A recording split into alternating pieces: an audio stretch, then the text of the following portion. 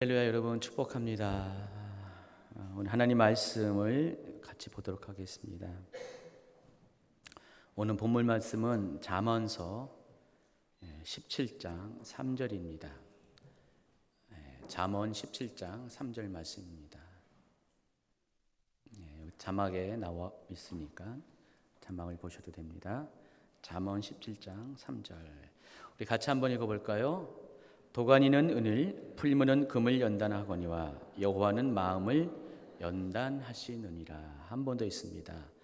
도가니는 은을, 풀무는 금을 연단하거니와 여호와는 마음을 연단하시느니라. 여러분 잘 알고 있는 잠언 말씀입니다. 근데 이 말씀을 또 다른 번역으로 한번 다시 읽어보도록 하겠습니다. 오늘 또 내용과 관련돼서 좀 다른 번역이 필요하기 때문에 먼저 표준 세번역으로 같이 읽도록 하겠습니다.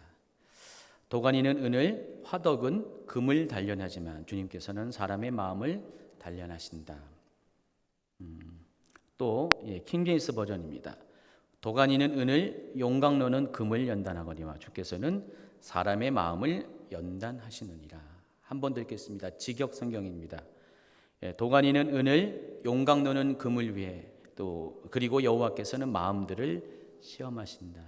영어 성경도 하나 있는데 이따가 읽도록 하겠습니다. 비슷한 것 같지만 약간씩 번역이 좀 미세한 차이가 있습니다. 공통된 것은 도가니와 은은 다 똑같죠. 그런데 뒤에 풀무로 번역한 것이 어떤 성경에서는 화덕, 어떤 데서는 용광로, 그렇게 좀 번역이 약간 다릅니다. 이 개역개정에서는 이 풀무로 번역한 히브리어 단어의 원래 뜻은 금속을 재련하는 용광로를 의미합니다. 쿠르라는 단어를 사용했는데 이 쿠르라는 단어가 원래 이 구약에서는 시련과 연단을 의미하는 어떤 상징적인 그런 용법으로 많이 사용합니다. 그러다 보니까 이 원래 직역은 용광로가 맞는데 이 용광로라는 단어보다는 개역개정에서는 의역을 통해서 연단이라는 그런 의미를 강조하기 위해서 풀무라는 단어로 번역한 것 같습니다. 자, 오늘 말씀 제목이 뭡니까? 하나님의 용광로입니다. 여러분 왜 하나님의 용광로인지 아십니까? 이 용광로의 역할이 있기 때문에 그렇습니다. 이 용광로의 역할은 찌꺼기 금속들을 모아가지고 상품 가치가 있는 금속으로 만드는 역할을 하기 때문입니다. 하나님은요, 우리 찌꺼기 같은 인생들을 하나님의 용광로에 집어넣으셔가지고 녹입니다. 그리고 사람들 안에 있는 이 불순물들을 다 제거해서 정말 하나님이 보시기에 아름답게 쓰일 만한 금속, 그것이 은이 될 수 있고 금이 될 수 있는데 어쨌든 그러한 인생으로 바꾸어 주십니다. 그래서 여러분 하나님의 용광로 안에 있는 것이 물론 힘들고 어렵지만은 그것을 통해서 연단되어지면은 정말 하나님 나라에서 은과 같이 금과 같은 쓰임 받는 인생으로 변화될 것을 믿습니다. 이번에는 에스겔 22장 말씀 또 욥기 23장의 말씀을 연속적으로 또 읽어보도록 하겠습니다. 에스겔서에서도 풀무라는 단어를 사용했는데 실은 여기도 똑같이 히브리 단어는 쿠루입니다. 용광로를 뜻합니다. 에스겔서 22장 17절부터 22절까지 말씀입니다. 같이 읽습니다. 여호와의 말씀이 내게 임하여 이르시되 인자야 이스라엘 족속이 내게 찌꺼기가 되었나니 곧 풀무불 가운데에 있는 노시나 주석이나 새나 나비며 은의 찌꺼기로다. 그러므로 주 여호와께서 이와 같이 말씀하셨느니라. 너희가 다 찌꺼기가 되었은즉 내가 너희를 예루살렘 가운데로 모으고 사람이 은이나 노시나 새나 나비나 주석이나 모아서 풀무불 속에 넣고 불을 불어 녹이는 것 같이 내가 노여움과 분으로 너희를 모아 거기에 두고 녹이리라. 내가 너희를 모으고 내 분노의 불을 너희에게 불면 너희가 그 가운데서 녹되 은이 풀무불 가운데서 녹는 것 같이 너희가 그 가운데서 녹으리니 나 여호와가 분노를 너희 위에 쏟은 줄을 너희가 알리라. 자, 이 에스겔서에서 통해서 우리가 알 수 있는 것은 만약에 여러분이 하나님 앞에 찌꺼기가 된다면은 하나님은 여러분의 인생을 하나님의 용광로에 집어넣으신다는 것입니다. 그래서 연단을 받게 된다는 것, 고난을 당한다는 것. 이스라엘이 그랬어요. 이스라엘이 원래는 하나님이 은같이 금 같은 민족으로 세우셨는데 그들의 삶이 하나님 보시기에 찌꺼기가 되었습니다. 그래서 하나님은 그들 모두를 이렇게 용광로 풀무불에 집어넣으셔서 그들을 녹이실 것이다. 분노를 그에 쏟게 될 것이다라고 말씀하십니다. 우리가 에스겔서를 통해서 보면은 이 풀무불 용광로는 하나님의 진노를 상징합니다. 그런데 욥기를 통해서는 우리가 그 연단을 잘 통과하고 나오면은 결과적으로 하나님은 우리를 승금과 같이 정금과 같이 만드신다는 것입니다. 욥기 23장 10절입니다. 그러나 내가 가는 길을 그가 아시나니 그가 나를 단련하신 후에는 내가 순금같이 되어 나오리라. 어디서 단련하신다는 겁니까? 바로 쿠르 안에서, 용광로 안에서 단련하신다는 것입니다. 자, 그런데 우리가 하나님의 용광로와 관련돼서 주목해야 될 그런 것이 한 가지 또 있습니다. 이 직역 성경 아까 읽어드렸죠. 도가니는 은을 위해, 용광로는 금을 위해, 그리고 여호와께서는 마음들을 시험하신다. 영어 성경도 거의 똑같아요. 영어 성경도 제가 그냥 영어 성경을 직접 이렇게 직역하면은 이렇습니다. 도가니는 은을 위해, 똑같아요. 직역 여기 NIV 성경이요. 직역 성경과 똑같은데 또 그리고 용광로는 금을 위해, 그러나 주님은 마음을 테스트하신다. 직역 성경과 NIV 성경이 거의 똑같이 번역을 하고 있습니다. 여기 뭐라고 써 있어요? 영어로는 for silver, for gold 이렇게 써 있는데 for라는 것은 무엇을 위해라고 했죠. 그러니까 도가니는 무엇을 위해 있다고요? 은을 위해. 풀무는 뭘 위해 있다고요? 금을 위해 있다는 것입니다. 자, 우리가 이걸 통해서 알 수 있는 것이 은과 금을 만드는 과정에 있어서 쓰이는 도구가 다르다는 것입니다. 통틀어서 용광로에서 사용하는 것이 아니라 은을 만들기 위해서는 도가니를 사용하시고 그리고 금을 만들기 위해서는 용광로를 사용한다는 것입니다. 왜 그럴까요? 여러분, 금속의 성질을 알면은 금속이 녹는 그런 온도가 다른 것을 알 수가 있습니다. 보통 용해점이라고 이야기합니다. 그래서 은은 몇 도씨에 녹냐? 961도씨에 녹습니다. 굉장히 고온이죠. 그리고 금은 그보다 약 102도가 더 높은 온도인 1063도에서 녹는다고 합니다. 여러분 한번 실험해 보세요. 가서 몇 도에 녹는지. 따라서 여러분 어떤 생각하기에도 은을 만드는 것보다 금을 만드는 것이 더 어렵죠. 더 고온의 열을 가해야 됩니다. 그리고 그것을 견딜 수 있는 그런 도구, 용광로가 필요하다는 것입니다. 더 견고한 그런 물체가 필요하다는 것입니다.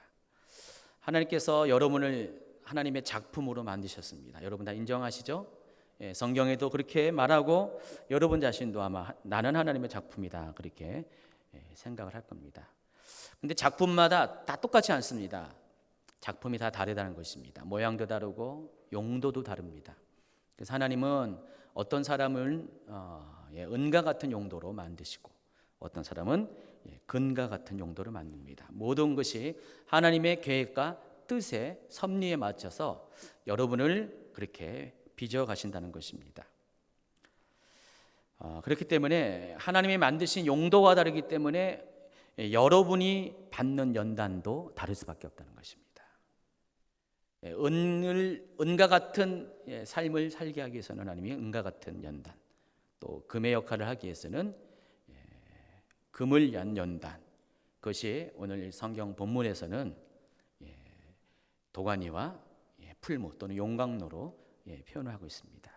하나님이 여러분을 은과 같은 인생으로 만들 때는 아까 그 은이 용해점이 뭐라고 했습니까? 몇 도요? 961도였나요? 961도. 그러니까 961도 정도의 온도만 여러분에게 허락한다는 것입니다. 그러니까 그 정도의 뜨거운 연단을 허락하시고 여러분의 금과 같은 인생을 만들기 위해서는 1063도 정도의 102도가 높은 좀 더 뜨겁고 힘든 연단을 허락을 하신다는 것입니다.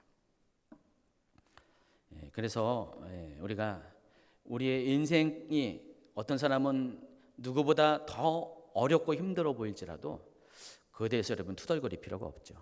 용도가 다르기 때문에 그렇다는 것을 아시기 바랍니다. 이 도가니를 가리켜서 히브리어로 마츠레프라는 단어를 쓰는데 녹이다, 정련하다라는 동사에서 파생된 단어입니다. 도가니는 어떤 역할을 합니까? 여러분을 녹이는 곳입니다. 그래서 정하게 단련하는 것이 도가니입니다. 사람들은 인생의 도가니에서 녹아집니다. 그리고 그곳에서 깨끗하게 정련되어집니다. 하나님께서 여러분에게 도가니와 같은 시험을 주신 이유, 연단을 주신 이유입니다. 그래서 하나님은 그와 같은 인생을 살기 위해서는 그만큼의 온도를 허락하신다는 것입니다. 이 말을 다시 말하면은 여러분이 은혜 사명을 감당하기 위해서는 그 이상의 온도가 필요 없어요. 961도로 족하다는 것입니다. 그러나 금을 만들기 위해서는 몇 도가 더 추가된다고요? 102도가 더 추가된다는 것입니다. 더 뜨겁습니다. 더 힘듭니다. 그래서 때로 우리가 남보다 더 많은 연단을 받게 될 때 투덜거릴 수밖에 없어요. 원망할 수밖에 없어요. 하나님, 저 사람은 똑같은 하나님의 자녀인데 저 정도의 연단을 받는데 왜 나는 이렇게 더 힘들게 그런 인생을 살게 합니까? 투덜거릴 수밖에 없습니다. 그러나 하나님 원망하지 마시기 바랍니다. 하나님은 은보다 더 귀한 금과 같은 인생으로 여러분의 인생을 단련시키기 위해서 조금 더 힘든 연단을 허락한 것이 불가하기 때문입니다. 여러분, 인생은 다 대가를 지불해야 돼요. 그러니까 대가 지불 없는 인생은 없다는 것입니다. 은과 같은 쓰임을 받기 위해서는 도가니에 들어가서 도가니에서 연단을 받습니다. 그러나 그것으로 충분합니다. 그러나 금과 같은 인생을 살기 위해서는 반드시 용광로에 들어가야 된다는 것입니다. 그러니까 도가니로 만족할 수가 없다는 것이에요. 도가니에서는 여러분이 금과 같은 인생을 살 수가 없기 때문입니다. 그래서 반드시 그보다 더 뜨거운 용광로 불 속에 들어가야 한다는 것입니다. 한번 보세요. 여러분, 은과 같은지 내가 금과 같은지 아니면은 똥과 같은지 어때요? 똥이라는 말을 했지만 구리를 말하는 것입니다. 또 한 가지 생각해 볼 것이 있습니다. 고대의 용광로는 대개 진흙으로 만들었습니다. 지금은 더 좋은 재질로 만드는데 예전에는 다 용광로를 진흙으로 만들었습니다.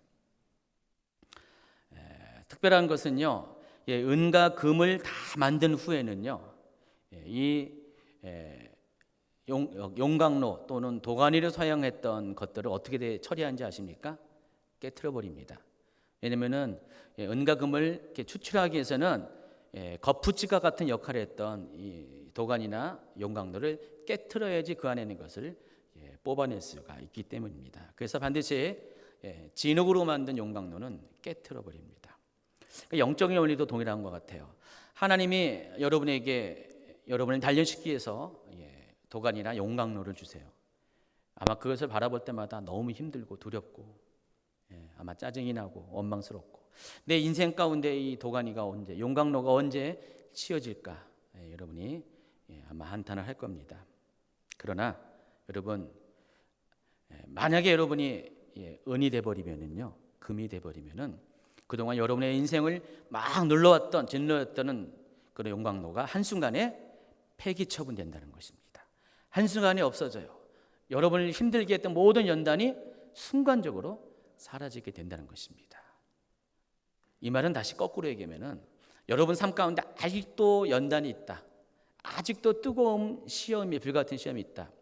아직 여러분이 은이 되지 못하기 때문에, 금이 되지 못하기 때문에, 하나님께 그렇게 인정받지 못했기 때문에 여전히 그런 시험이 있다는 것입니다. 그래서 이 용광로는 여러분을 단련시키기 위해서 하나님께서 허락하신 바로 시험을 위한 일회용 그런 도구에 불과하다는 것. 오직 여러분을 위한 맞춤형 용광로라는 것을 여러분이 아시기 바랍니다. 그래서 용광로가 사람마다 다 다를 수밖에 없어요. 모양이 달라요. 형태가 다를 수밖에 없습니다. 어떤 사람은 이 재정을 통한 시험을 주세요. 재정이라는 용광로를 주시고요. 어떤 사람은 건강, 어떤 사람은 사람과의 관계, 다 사람마다 하나님께서 맞춤형 용광로를 주신다는 것입니다. 하나님은 여러분을 정금과 같은 사람이 되게 하기 위해서 그 어떤 환경과 상황들을 다 동원하시는 하나님인 것을 여러분이 아시기 바랍니다. 시편 기자가 고백한 것처럼 여러분이 어떻게 주의 날개를 피해서 어떻게 숨을 수가 있습니까? 하나님은 인생을 다 감찰하시는 하나님이십니다. 그래서 여러분의 모든 것을 아시기 때문에 아시는 그만큼 여러분의 인생 가운데 깊이 관여하십니다. 그래서 하나님은 때로는 여러분의 인생 가운데 폭우를 내리십니다. 또 거센 폭풍우를 함께 내리시기도 합니다. 그러나 여러분이 이 모든 연단을 다 끝마치잖아요. 언제 그런 듯이 순식간에 모든 비바람이 멈추게 됩니다. 조건은 한 가지, 여러분이 정말 정금과 같이 하나님 앞에 나아올 때 그 모든 연단이 깨어지게 된다는 것입니다. 하나님이 그 용광로, 진흙 용광로를 깨트려 버렸기 때문입니다. 그래서 여러분 환경 가운데 힘든 분이 있다면요, 이 모든 환경은 하나님께서 나를 위해서 맞춤형으로 허락하신 그런 하나님의 용광로다, 하나님의 사랑이라는 것을 깨닫고 절대로 그 용광로 안에 있는 것을 두려워하거나 힘들어하지 마시기 바랍니다. 이 모든 것은 언젠가는 다 깨트려 없어질 것이라고 여러분이 믿음으로 받아들이기 바랍니다. 또 한 가지 여러분 용광로에 대해서 좀 아셔야 될 것이 있습니다. 여러분은 용광로에서 연단을 받기도 하지만은 여러분이 또 남을 연단시키기 위한 용광로가 된다는 것들을 기억하시기 바랍니다. 이게 뭔 말입니까? 내가 용광로에서 연단을 받는데 내가 또 남을 위해서 용광로가 된다니. 많은 분들이 교회 안에서 이 성도의 교제를 통해 서로 격려받고 위로받는 경험을 합니다. 그런데 어떤 경우에는요, 바로 그 성도들 때문에 교우들로 인해서 힘들고 하고 시험받는 일들이 종종 생기기도 합니다. 그런데 이런 경우 다 서로가 시험거리를 제공하고 힘들게 하는 요인이 되는데, 정작 나는 내가 저 사람을 힘들게 하는 것을 깨닫지 못할 때가 있다는 것입니다. 어쨌든 이런 갈등들이 교회 안에는 많이 있어요. 그러다 보니까 아무리 은혜로운 교회라 할지라도 이 교회 안에는 개인적인 그런 갈등들, 분쟁들이 존재하고 그로 인한 상처와 아픔들이 존재합니다. 그래서 어떤 분들은 이 과정을 견디지 못해가지고 너무 힘들어서 교회를 뛰쳐나가기도 합니다. 제가 종종 전도사님들한테 보고를 받아요. 누가 누구를 힘들게 한다. 또 누구 때문에 힘들어서 너무 힘들어서 교회를 막 떠나려고 합니다. 막 그런 보고를 종종 받습니다. 비록 통계는 내지 않았지만은요, 대부분의 교회에서 아직 큰 문제가 없는 평범한 교회에서 성도들이 교회를 떠나는 원인 중에 하나가, 가장 큰 원인 중에 하나가 성도끼리의 갈등 때문에 그렇습니다. 목사님하고 큰 문제가 없어요. 교회 다른 것에 큰 불만이 없습니다.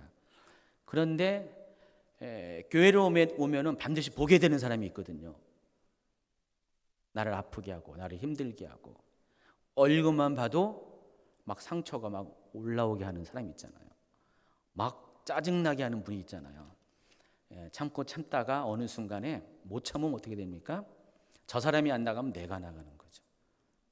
그런 경우가 종종 있다는 것입니다. 저희 교회도 그런 경우가 있어서 저는 그런 이야기를 듣고 보고를 들을 때마다 몇 번은 관여를 했었어요. 관여했는데 하나님 말도 안 듣는데 목사님 말들을 더 안 듣더라고요. 하나님이 말씀하신 걸 알아요. 다 알아요. 하나님이 뭘 말하는지 알면서도 그게 힘들어요. 그러니까 목사님이 말하면은 더 힘들어하더라고요. 그래서 목사님이 그런 사실을 안다는 그 사실 자체가 또 그 사람을 힘들게 해가지고요. 바로 뛰쳐나가요. 그래서 언젠가부터는 제가 그런 갈등 가운데 관여를 안 해요. 목회를 하다 보니까 이제 나름대로의 어떤 지혜를 배웠습니다. 지켜만 보고 있습니다. 중보하고 있습니다. 그런데 대부분의 분들은 그걸 잘 이겨내시더라고요. 어떤 분들은 뛰쳐나가기도 해요. 그러나 대부분의 분들은 잘 견뎌내고 굳건하게 자기 자리를 지키고 있습니다. 저는 그런 분을 볼 때마다 참 기특하게 대견하게 생각합니다. 제가 그 상황이 돼도 힘들 텐데 잘 견뎌내고 잘 이겨내는 것을 봅니다. 하나님께서 가장 여러분을 칭찬하는 것이 뭐냐면은 하나님께서 여러분이 빚으셨잖아요.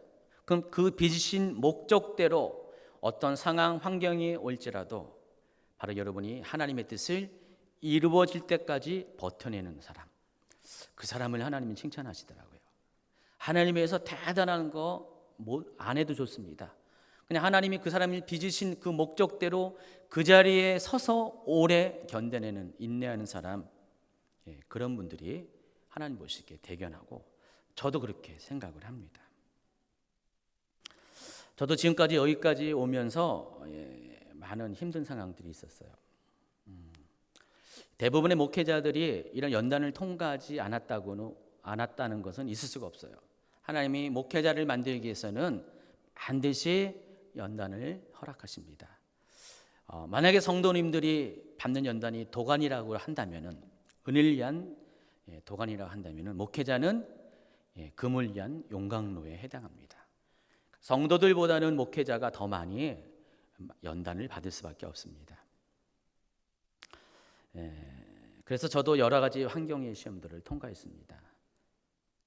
제가 이제 신학교에 들어가서 지금까지 25년의 시간이 딱 흘렀는데, 신학교 들어가는 그때부터 제가 연단이 있었어요. 물론 그 앞에 있는 연단은 그냥 자라면서 저를 이렇게 넓히시고자 하는, 틀을 만들고자 하는 하나님의 가정이었고, 신학교 들어가면서부터는 도가니가 아닌 정말로 용광로를 하나님께서 저에게 허락하신 것 같아요.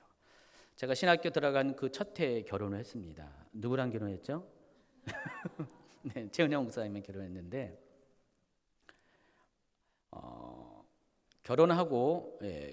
결혼하고 다음 해인가 그때 이제 우리 큰애를 낳습니다.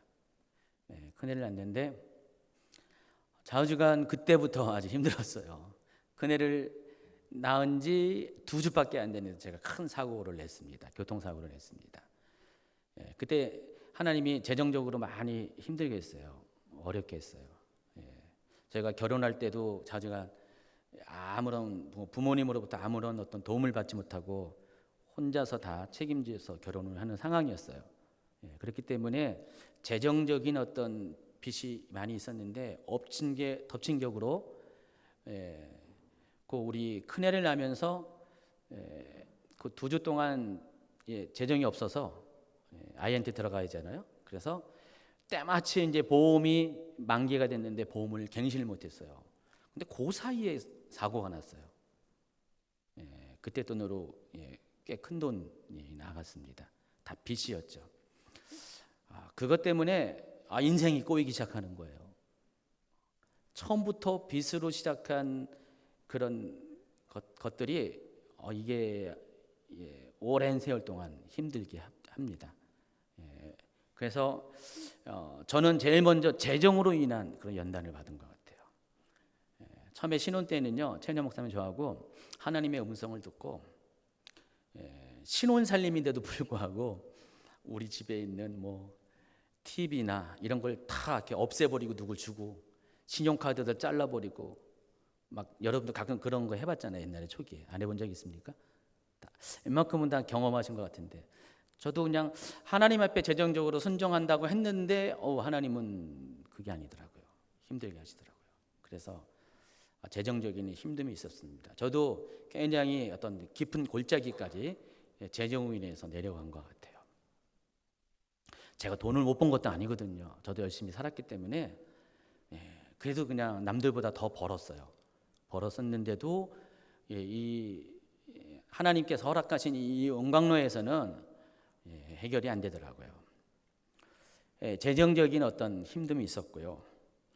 또 건강도 힘듭니다. 제가 지금 다리가 아프잖아요. 벌써 10수년 됐는데 그 전까지는 건강했죠. 그런데 어느 날 갑자기 교회에서 청년들하고 축구를 하다가 약간 삐끗했는데 그때도 재정이 좀 없기 때문에 그 시기였기 때문에 큰 치료를 받지 못했어요. 그다음에 시간이 가다 보니까 이게 어떤 고착화되고 장기화돼가지고 지금까지 영향을 끼치고 있습니다. 그런데 가장 힘든 게 뭐였냐면은 사람을 통한 연단이었어요. 얼마나 사람이 힘들게 하는지. 가장 가까운 사람 있잖아요. 가장 가깝다고 해서 최은영 목사님 말하는 게 아닙니다. 가족 중에서 많이 힘들게 하더라고요. 그래서 너무나 힘들어가지고 제가 오죽하면은 한국을 떠나고 싶을 정도로 다른 나라로 가고 싶을 정도로 막 힘들어했었어요. 그 정도로 많이 힘들어했는데 제가 직장을 다니는데도 그 직장 안에서도 또 연관된 가족과 연관된 그런 힘듦이 있었어요. 자주간 한 10년 넘게를 아주 좀 고통스러운 시간을 보냈습니다. 저는 그때만 해도 저는 아무나 잘못이 없는데 다 환경의 탓을 얘기고 사람의 탓을 얘기했습니다. 그런데 시간이 가면 갈수록 저로 하여금 하나님 발견하게 하는 것은 내 안에 있는 내가 정직하고 내가 깨끗하다고 생각하는 그 교만 뒤에 숨은 실체를 보게 하시고요. 또 제 안에 있는 그런 고집들 그런 것들을 많이 보게 하면서 제가 뭐 녹아질 수밖에 없는 상황에 놓이게 하더라고요. 그래서 저는 용광로에서 한없이 녹아짐을 경험했습니다. 정말 힘들었습니다. 정말 뛰쳐나가고 싶을 때가 많이 있습니다. 다 때려칠 때가 싶을 때가 많이 있습니다. 교회 안에서도 또 그런 일이 있었어요. 교회 안에서도 별꼴을 다 봤습니다. 교회 안에 정말 별별 사람 다 있더라고요. 그래서 성도들 중에서도 그런 분들이 있고 또 목회자 중에서도 그런 분들이 있습니다. 근데 저는요 처음부터 목회 생활을 할 때 전도 생활을 할 때 벌써 20년이 됐지만은 원칙이 있었어요. 3년 동안은 절대로 사역지를 옮기지 않는다. 시작할 때부터. 물론 다 지킨 건 아닙니다. 뭐 이렇게 제가 정식으로 사역자로 갔을 때는 다 그 시간대를 지켰는데 한 번은 못 지켰어요. 2년 2개월하고 나왔는데 그거는 교회가 다 이렇게 저가 문제가 아니라 교회가 해체되면서 이렇게 분리되면서 다 나와야 되는 상황이었어요. 모든 사역자가. 그러니까 그때 빼고는 3년이라는 시간을 제가 지켜냈습니다. 힘들어도 어려워도. 그러다 보니까 그 시간들이 뒤돌아보니까 저로서는 정말 무엇보다 바꿀 수 없는 그런 아주 좋은 시간이었다는 것을 많은 것들을 배우고 겪어내고 경험한 시간이었다는 것들을 알게 됐습니다. 물론 그 시간 동안 때로 분노하고 막 원망하고 실족한 일도 많이 있었습니다. 그러나 하나님께서는 그 기간 동안에 제 안에 있는 모든 찌꺼기들을 녹이는 작업을 하셨다는 것을 나중에 알게 됐습니다. 아마도 제가 너무 힘들어서 하나님 앞에 간청해서 하나님 더 이상 여기 버텨내기 힘들어요 라고 했으면 하나님은 제 기도를 들어주실 것이에요. 그러나 저는 은과 같은 용도로만 사용될 수밖에 없을 것입니다. 그러나 버텨내고 감당해내면 마침내 하나님의 때가 이르르면 우리 모두는 다 정금같이 나온다는 것을 여러분이 아시기 바랍니다.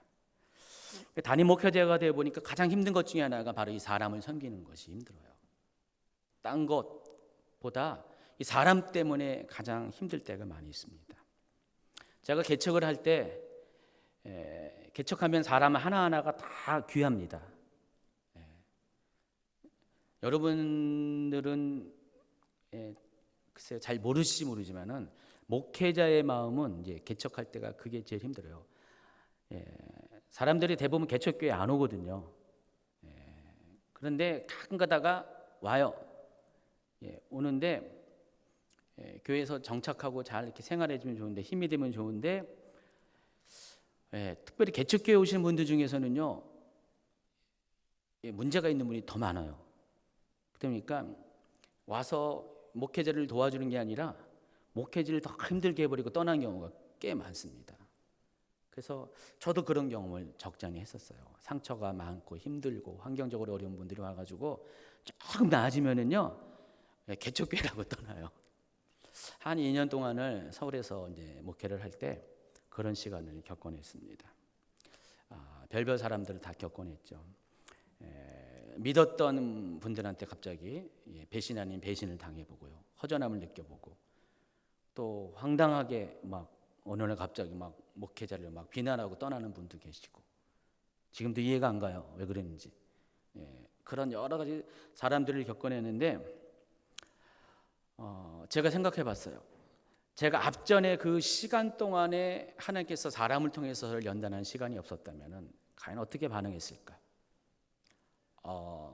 저도 예전에 이렇게 지금은 좋아 보이는 것 같지만은 그 가문을 타고 흐르는 성격이 있거든요.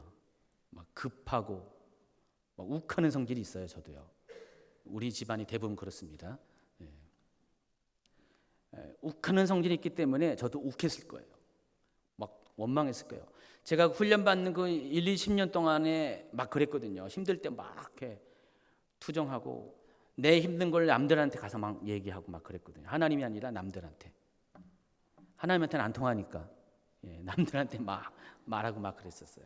근데 돌아오는 거는 오히려 더 힘든 상황이었는데도 불구하고 뭐라도 그냥 이렇게 털어내야지 살 것 같으니까.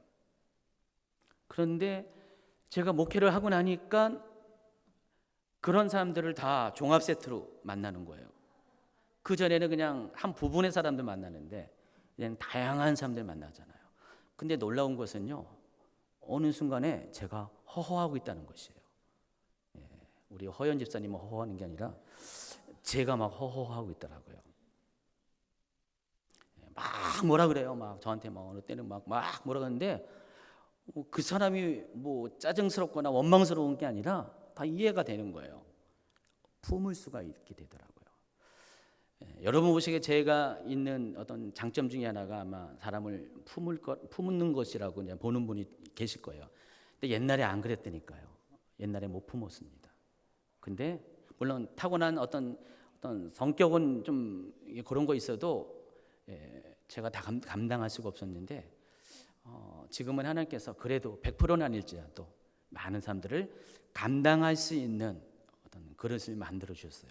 근데 그 모든 것이 하나님께서 한 20여 년 동안에 저를 다루시는, 용광로에서 다루시는 그 과정이 있었기 때문에 그것이 가능하다는 것입니다.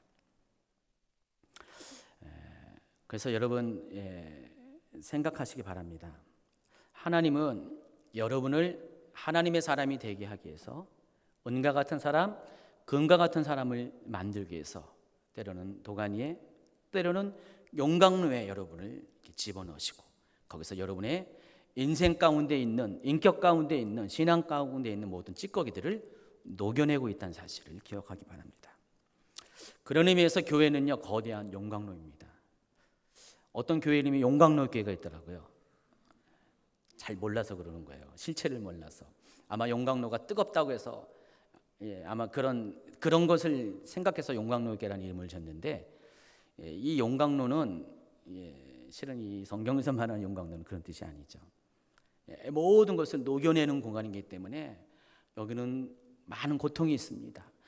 많은 찌꺼기들이 막 들어오는 장소입니다. 그래서 이 교회는 그런 모든 인격과 인격들이 만나서 서로 갈등하고 싸워내는 그런 장소입니다. 또 여러분의 고집과 하나님의 뜻이 부딪혀서 여러분의 고집들이 녹아지는 장소라는 것입니다. 그러나 분명한 것은 이 용광로를 통과한 사람은 빛을 발하는 인생을 살게 된다는 것입니다. 정말 정결하고 흠없는 신앙으로 바르게 서게 될 것입니다. 왜냐하면 하나님께서 인생의 용광로를 허락하신 이유가 바로 그것 때문에 그렇기 때문입니다.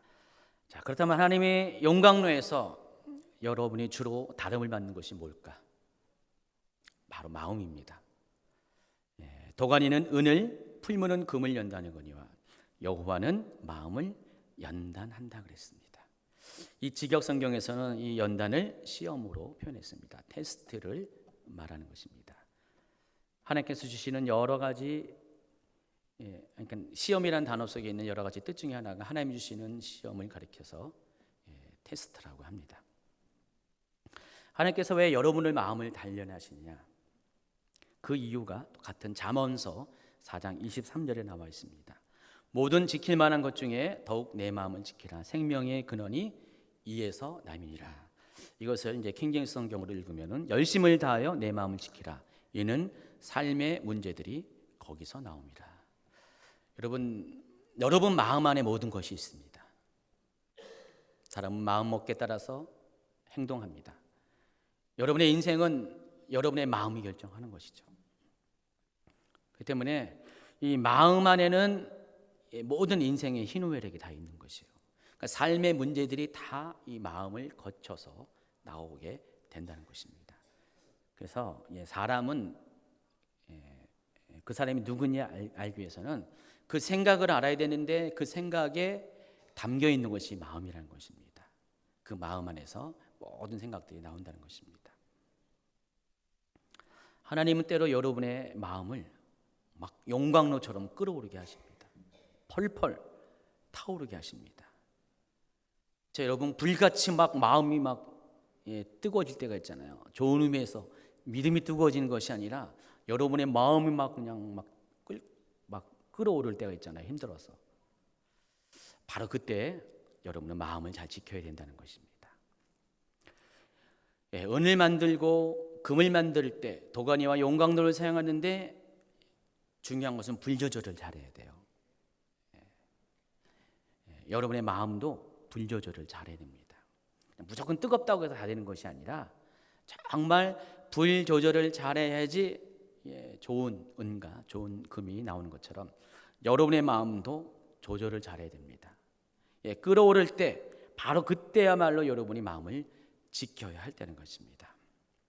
그 뜨거운 감정들을 여러분의 냉철한 믿음으로 다스려야 한다는 것입니다.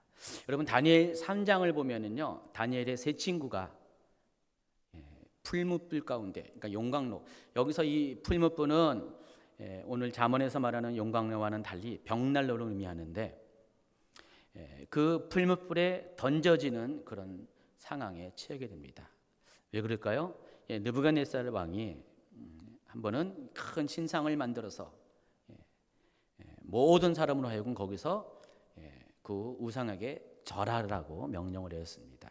그것을 지키지 않는 사람에게는 풀무불에 던져지는 그런 대가를 치르게 한다고 얘기했어요. 그런데 그럼에도 불구하고 이 다니엘의 세 친구는 하나님을 섬기는 그 믿음을, 신앙을 지키기 위해서 이 신상에게 절하지 않았습니다. 그리고 그 결과 징벌을 받게 됩니다. 맹렬히 타는 풀무불의 벽난로 속에 들어가게 됩니다. 평소보다 7배나 더 풀물을 강하게 했다고 했습니다. 성경에 보니까. 그런 놀라운 기적이 일어났습니다. 그 가운데서 이 세 친구들은 전혀 타지 않았습니다. 옷 한 터럭도 그을리지 않았습니다. 이 광경을 느부갓네살 왕이 목도했습니다. 그리고 어떻게 했습니까? 이와 같은 일을 행하신 하나님을 찬송하게 됩니다. 하나님께서 하신 일을 칭송하기 시작했습니다. 여러분도 그리하셔야 됩니다. 여러분이 아무리 어떠한 뜨거운 연단에 있지라도 여러분 안에 냉철한 믿음이 그 모든 것들을 통제만 할 수 있다면은 어떤 뜨거움도 여러분을 침범하지 못하게 할 것이고 영향을 주지 못하게 한다는 것입니다. 다니엘의 세 친구에게는 오직 그 믿음이 있었습니다. 오직 그 믿음 때문에 자신의 그런 용광로 안에 있는 자신의 삶을 다스릴 수 있었고 하나님께서 그 용광로의 뜨거운 불기둥 가운데 그들을 살려주셨다는 것입니다. 어쨌든 하나님은 이런 용광로를 통과하는 여러분을 통해서 영광 받기를 원하십니다. 전제가 있습니다. 여러분이 정금과 같이 나올 때 사람들은 여러분의 모습을 보고 하나님을, 살아계신 하나님을 인정할 수밖에 없다는 것입니다. 와, 저 사람을 보니까 하나님은 살아계시구나. 욥을 통해서 많은 사람들이 그것을 본 것처럼 여러분의 그런 연단을 통과하는 여러분의 모습을 통해서 하나님의 뜻을 이루어주고 이루어서 하나님의 영광을 드리는 삶을 살기를 축원합니다. 결론을 맺습니다. 도가니는 은을, 영광로는 금을 단련합니다. 마찬가지로 하나님은 여러분의 인생을 단련하십니다. 근데 그 연단의 목적은 여러분을 하여금 정금같이 하나님 앞에 서게 하기 위함입니다. 그래서 인해서 하나님께 영광을 돌리게 하기 위함입니다. 그렇기 때문에 만약 여러분이 하나님의 영광로 안에 계심을 확인하게 된다면, 아무리 생각해도 내가 있는 장소가 하나님의 영광로로 생각한다면 그 안에서 인내를 이루어야 된다는 것입니다. 언제까지요? 여러분 안에 있는 모든 찌꺼기가 다 정리될 때까지, 여러분의 인생이 정결해지기까지 시간을 하나님께 드려야 한다는 것입니다. 여러분이 어떻게 여러분이 정결한 것을 알 수 있습니까? 여러분의 마음에 하나님의 얼굴이 비춰질 때, 하나님의 임재가 느껴질 때 여러분의 마음이 정결해진 것이에요. 여러분 안에 찌꺼기가 있으면요, 그 불순물로 인해서 투명하지 않기 때문에 하나님을 볼 수가 없습니다. 자, 그런데 교회가 하나님의 영광으로 쓰임을 받는다는 것 여러분 기억하시기 바랍니다. 여러분이 개인적으로 있을 때는요, 이 시험의 강도가 약하지만은 교회 안에 들어오면은 그때부터 시험이 많습니다. 사람과 사람을 만나고요, 또 하나님의 뜻과 여러분의 뜻이 막 부딪히는, 그래서 교회는 여러분의 인격을 녹이는 곳입니다. 여러분의 추함과 더러운 본성을 드러내고 녹여내는 것이 교회라는 것입니다. 그래서 여러분, 교회를 통하여서 여러분 자꾸만 죽음을 경험해야 돼요. 교회 안에서의 관계를 통해서 여러분의 인생을 보셔야 된다는 것입니다. 그래서 여러분, 교회 안에 오래 참음으로 인내의 열매를 맺으시기 바랍니다. 어느 누구도 미워하지 마시기 바랍니다. 하나님을 원망하지 마십시오. 내가 그냥 죽어야 된다는 그 과정을 담대히 받아들이시기 바랍니다. 그리고 여러분의 마음을 지키십시오. 이 과정 중에 여러분의 마음을 지키는 것 상당히 중요합니다. 아까 말씀드린 것처럼 여러분의 마음에서 인생의 모든 문제들이 나오기 때문입니다. 여러분이 마음을 지키기에 성공한다면은 여러분은 생각보다 빨리 영광로에서 탈출할 수 있을 것 같아요. 그럼 믿음은 열정도 필요하지만은요, 이 믿음은 이 불같은 시험을 꺼트릴 냉철함도 필요하다는 것을 아시기 바랍니다. 그리고 마지막으로 한 가지 당부하는 것은, 여러분이 할 수 없는, 여러분이 컨트롤할 수 없는 이 마음의 문제들을 성령님께서 그렇게 행할 수 있도록 여러분의 도움을 요청하시기 바랍니다. 성령님, 내 마음으로는, 내 안에 있는 것으로는 내가 이 시험을 연단을 이겨낼 수가 없습니다. 성령님, 내 안에 오셔서 충만히 임하시고 성령께서 조명하여 주신 그대로 내가 하나님의 뜻을 온전히 쫓아가기를 원합니다. 내가 정말 그리하여서 하나님 앞에 정금같이 나오는 인생을 살기 원합니다. 그래서 하나님께서 아름답게 귀하게 사용하는 그런 멋진 인생을 살기 원합니다. 여러분, 그렇게 하나님 앞에 나오는 여러분 되길 바랍니다.